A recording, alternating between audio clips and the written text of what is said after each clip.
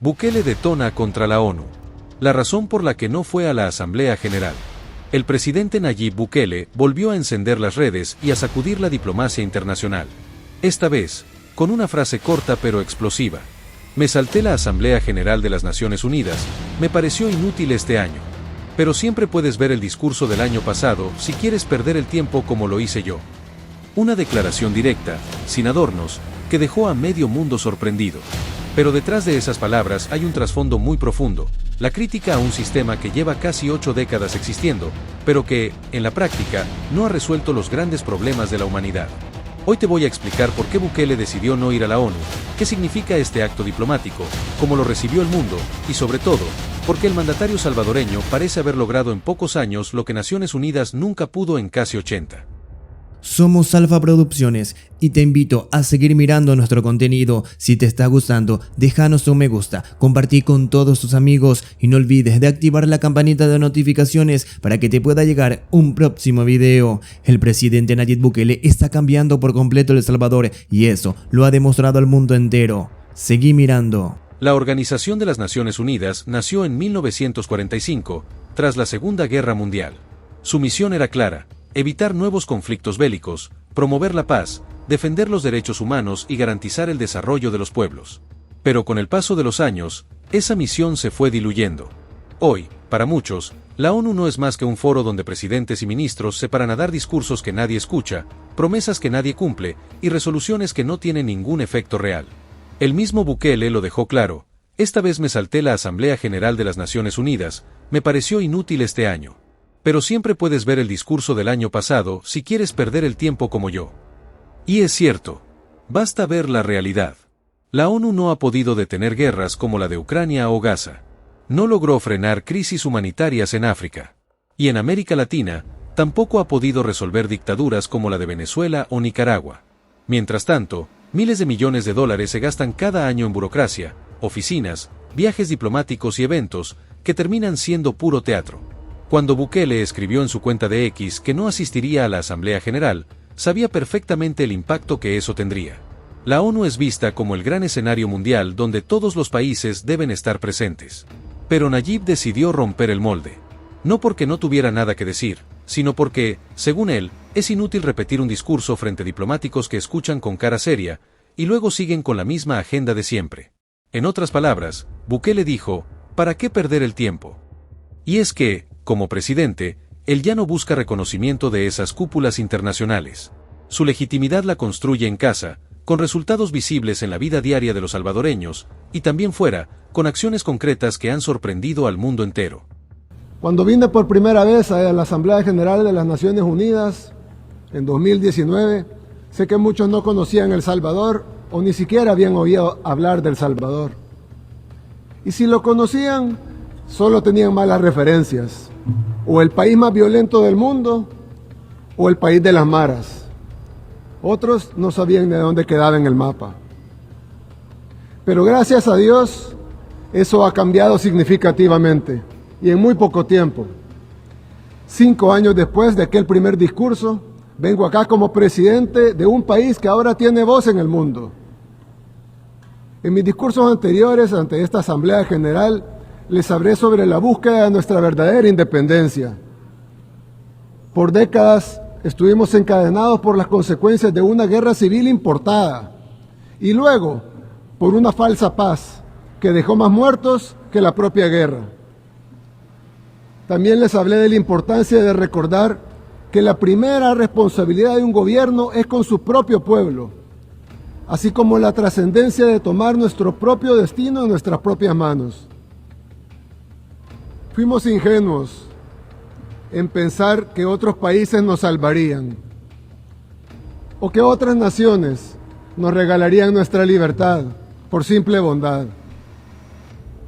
Tuvimos que entenderlo para luego tener la valentía de romper nuestras cadenas nosotros mismos y reclamar nuestro derecho legítimo a ser libres. En los últimos 5 años, El Salvador renació. Devolvimos las calles de nuestro país a nuestra gente y establecimos una floreciente industria turística, siendo sede de eventos internacionales, de surf, de deportes, de entretenimiento. Le dimos a miles de salvadoreños que huyeron de las guerras y de la pobreza un país al cual regresar. Hicimos de nuestra nación, que fue una vez la capital mundial de los homicidios, el país más seguro de todo el hemisferio occidental. Fue el desafío más grande que nuestra nación ha superado. Y aunque todavía nos queda un largo camino por recorrer y muchas cosas por lograr, estamos al alcance de la verdadera independencia y en el camino a la libertad plena. La transformación de El Salvador no tiene comparación y nuestro éxito es innegable. Cualquiera puede visitar El Salvador y comprobarlo por sí mismo. Los salvadoreños, independientemente de por quienes hayan votado, el pueblo o la ciudad donde hayan nacido, de lo poco o mucho que hayan tenido, de si están dentro o fuera de nuestras fronteras, se han unido para trabajar y apoyar cada una de nuestras decisiones, cada una de las decisiones que le permiten a El Salvador ser el país donde la gente puede vivir tranquila y feliz, donde las aspiraciones espirituales, más allá de las materiales, trasciendan a todos. Hoy el mundo mira el ejemplo de El Salvador y se pregunta, ¿cómo puede una nación levantarse en tan poco tiempo? Pero tal vez esa no sea la pregunta que deberían hacerse. Tal vez deberían estarse haciendo otra pregunta. ¿Cómo es que el mundo está cayendo tan rápido? Dicen que El Salvador nada contra la corriente. El Salvador se volvió más seguro, el mundo se volvió más inseguro. Mientras el pueblo salvadoreño se volvió más optimista, la mayoría de la gente en el mundo moderno se vuelve cada vez más pesimista. Y sí, tienen razón. El mundo se ha vuelto dividido, deprimido, preocupado, hostil y sin esperanza. Y lo ha hecho a una velocidad sin precedentes. Hoy el mundo libre ya no es libre. Esto no es una exageración. Trágicamente vemos pruebas innegables de esta decadencia todos los días. Las nuevas amenazas de guerras continúan. Cuando el mundo libre se volvió libre, fue gracias a sus principios de libertad de expresión, igualdad ante la ley, unidad y respeto por la propiedad privada.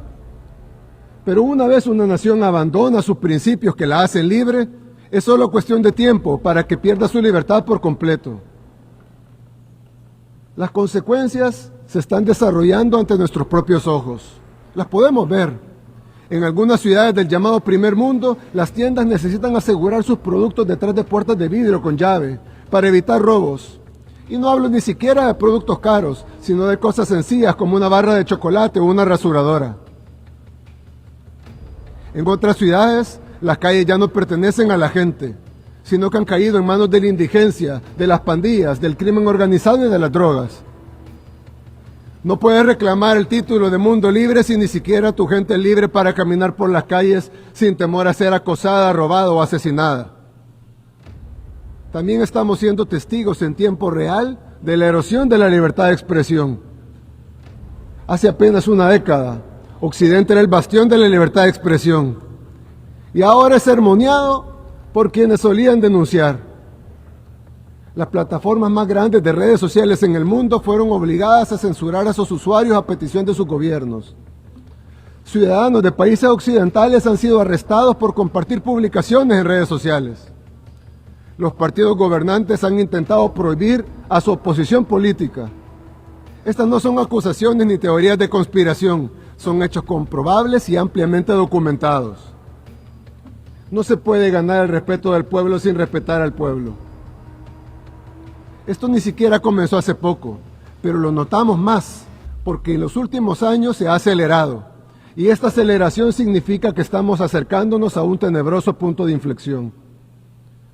Estamos ante una nueva era oscura de la humanidad. Como salvadoreños reconocemos estos síntomas de la decadencia cuando los vemos, porque hemos pasado por todos ellos. Vivimos las etapas de la caída de nuestra nación una por una. Y estamos viendo esas mismas etapas una vez más, pero esta vez a escala global. No podemos ni deseamos decirles a otros países lo que tienen que hacer. Cada país debe tomar sus propias decisiones y hacer lo que sea mejor para su gente.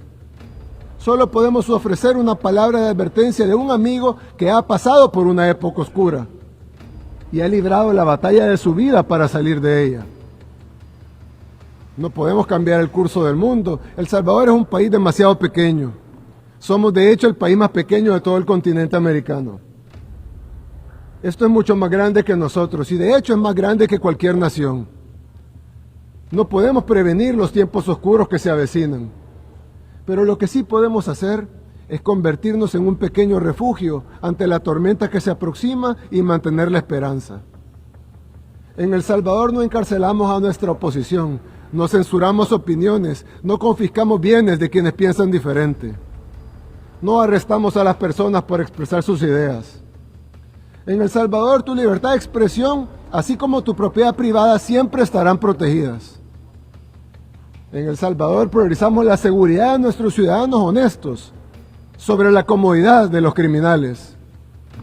Algunos dicen de que hemos encarcelado miles, pero la realidad es que hemos liberado a millones.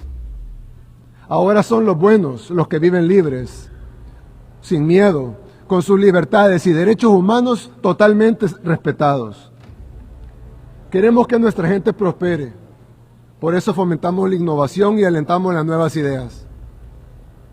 Entendemos que se necesita un espacio seguro y libre para que los conceptos florezcan. Las visiones deben investigarse, probarse y experimentarse. No deben ser sofocadas por regulaciones anticuadas o por el miedo al cambio.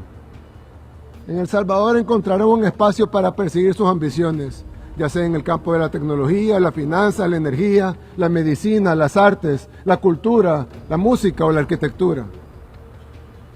Hace unos años, El Salvador solía ser uno de los lugares más oscuros de todo el planeta. Pero en poco tiempo nuestra nación renació, porque nos recordamos a nosotros mismos que la libertad se toma, no se da ni se regala, y como todo en la vida que vale la pena tener, necesita cuidado y mantenimiento. Hoy El Salvador es un país seguro para el progreso y la innovación, pero también para la familia y para la búsqueda de nuestros propósitos individuales.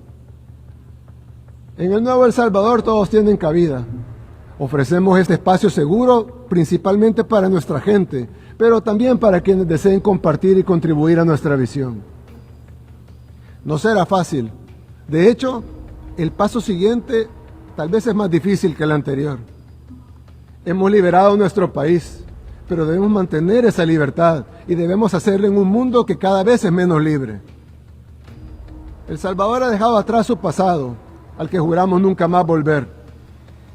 Tal vez sea demasiado tarde para evitar los tiempos oscuros que enfrenta nuestro mundo hoy, pero no es demasiado tarde para construir una arca y capear la tormenta.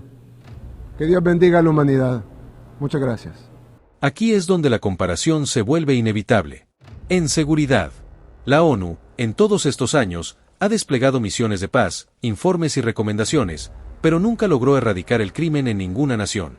Mientras tanto, Bukele, en apenas 6 años, convirtió a El Salvador de ser el país más peligroso del mundo a ser el más seguro de Occidente. La ausencia de Bukele en la Asamblea General no pasó desapercibida. Algunos diplomáticos lo vieron como un desplante, otros como un acto de rebeldía, y para muchos ciudadanos comunes, fue un gesto de autenticidad. Porque, seamos honestos, ¿cuántos de nosotros realmente vemos esos discursos en la ONU? ¿Cuántos cambian algo en nuestra vida? La gente se identifica más con un líder que muestra resultados tangibles que con uno que viaja a Nueva York a repetir frases vacías en un atril dorado. La decisión de Nayib Bukele de no ir a la ONU marca un punto de inflexión. Es como decir, ya no necesito ese escenario, mis resultados hablan por mí. Mientras la ONU sigue en su rutina de discursos y resoluciones, El Salvador, un país pequeño en territorio, se convierte en un gigante en influencia política y social. Y quizás, dentro de algunos años, la historia registre este momento como el inicio de algo más grande, el despertar de naciones que ya no quieren seguir atadas a organismos internacionales ineficaces. Al final, Bukele lo resumió en una frase que quedará para la historia. Ir a la ONU es como perder el tiempo, me pareció inútil este año. Y aunque para muchos eso suena irreverente, para millones es simplemente la verdad que nadie más se atrevía a decir. Si llegaste hasta el final, te doy las gracias. Para nosotros es muy importante. Si te gustó este material, déjanos un me gusta. También déjanos tu comentario, qué tal te pareció el contenido y de qué quieres que hablemos en una próxima. Compartí con todos tus amigos y no olvides de activar la campanita de notificaciones para que te pueda llegar un próximo video. Hasta luego.